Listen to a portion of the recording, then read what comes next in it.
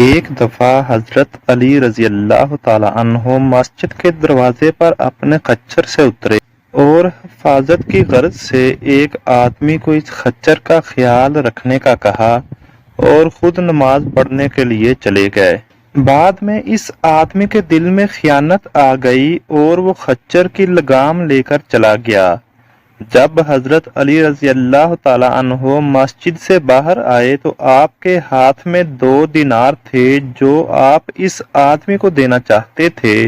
جسے آپ خچر کی حفاظت کے لیے چھوڑ کر گئے تھے، مگر وہ لگام اتار کر پہلے ہی جا چکا تھا۔ خیر،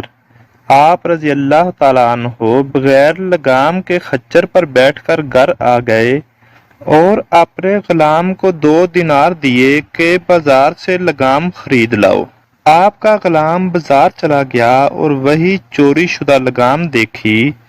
پوچھنے پر پتہ چلا کہ ایک آدمی 2 دینار کی بیچ کر چلا گیا ہے، تو غلام نے 2 دینار ادا کیے اور لگام لا کر خچر کو ڈال دی۔ جب حضرت علی رضی اللہ تعالیٰ عنہ کو پتہ چلا تو فرمایا کہ جو رزق انسان کے مقدر میں لکھ دیا جاتا ہے وہ اسے مل کر ہی رہتا ہے، مگر یہ انسان کے اختیار میں ہے کہ وہ اسے حلال طریقے سے حاصل کرتا ہے یا حرام طریقے سے۔ حضرت علی رضی اللہ تعالیٰ عنہ نے فرمایا کہ 6 چیزوں کی شکایت کبھی نہیں کرنا: اپنی قسمت کی، اپنی اولاد کے سامنے اپنے بڑوں کی، بھول کر بھی اپنے ماں باپ اور استاد کی، اپنے دوست کی غیر کے سامنے، مہمان کے جانے کے بعد اس کی، اور اپنے مکان کے ہوتے ہوئے تنگی کی۔ حضرت علی رضی اللہ تعالیٰ عنہ نے فرمایا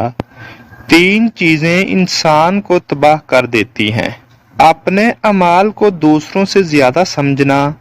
اپنے گناہوں کو بھول جانا اور اپنے آپ کو دوسروں سے افضل سمجھنا۔